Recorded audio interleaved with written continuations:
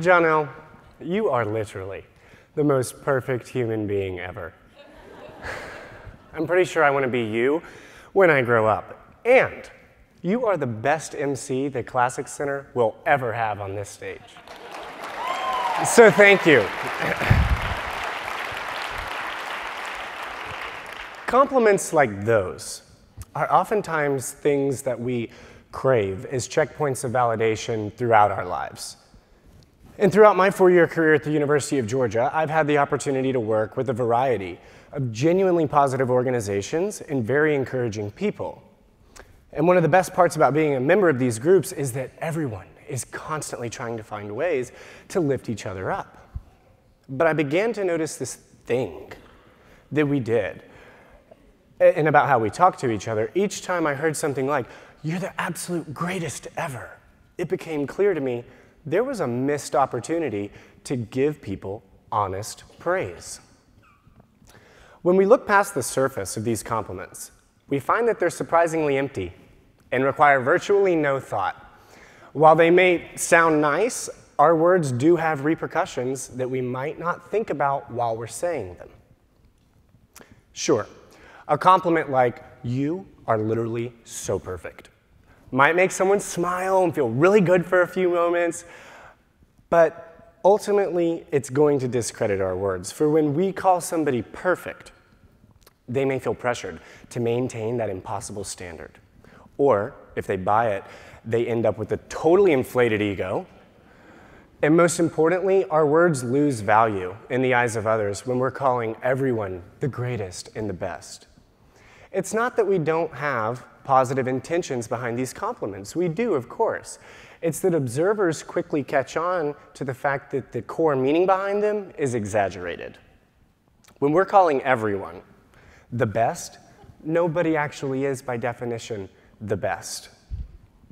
Thankfully, I think there's a solution, and it's simple: giving intentional compliments. We can treat people as unique individuals and give them the thoughtful, credible, and precise compliments that they deserve. This doesn't mean giving more compliments or fewer compliments. This doesn't mean giving compliments only to certain people, but not others. This simply means saying whatever it is you'd like to be understood. Intentional compliments don't come with a rubric. Whether they're a couple of words or a few sentences doesn't matter. Our conscious thought behind them does. It's important to clearly express what we admire, what we think highly of, or what we appreciate. Instead of just telling someone, "You're awesome," tell them why they're awesome. Instead of telling someone, "I literally want to be you," tell them why are they so inspiring to you. Instead of telling someone that they're the greatest leader ever, consider explaining to them what makes them such a great leader. Intentional compliments and giving them simply means saying what you mean and doing it on purpose. As coworkers, as siblings, and as strangers on sidewalks, we can all give intentional compliments. This solution is accessible to all of us. It just takes our time and thought, which in turn makes our praise that much more meaningful.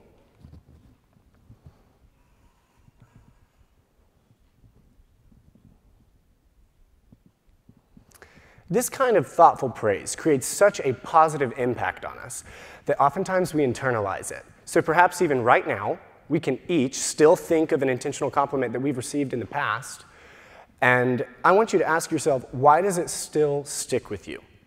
Was there a piece of specific information in it that made it special? Was there a certain word that someone used that sets it apart from other nice things you've been told? And keep thinking of this compliment, and whether it may seem simple or extraordinary doesn't matter. Just ask yourself, why does it still stick with you?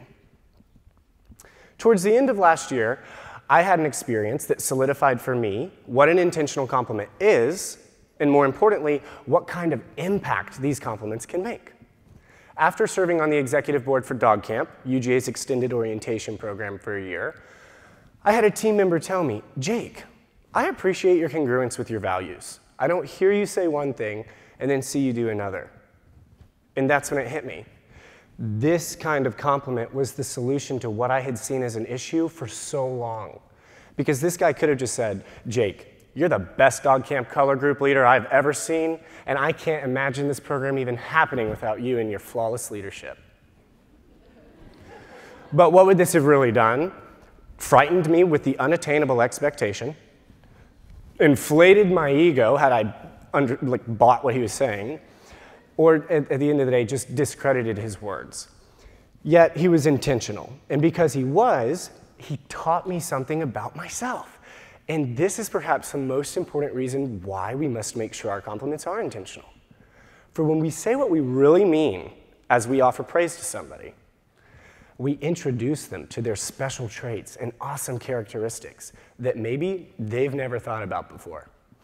My friend acknowledged the unique thing that I brought to our team, allowing me to understand something about myself that I had never really considered before and might never had if he would have just called me the greatest or the best. And like my friend, we can all give intentional compliments when we say what we mean and do it on purpose.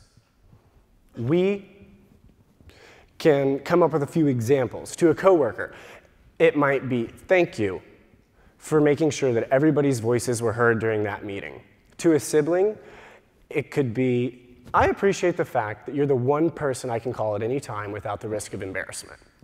To a stranger on the sidewalk, perhaps, "I like your funky, unique shoes. Where'd you get them?"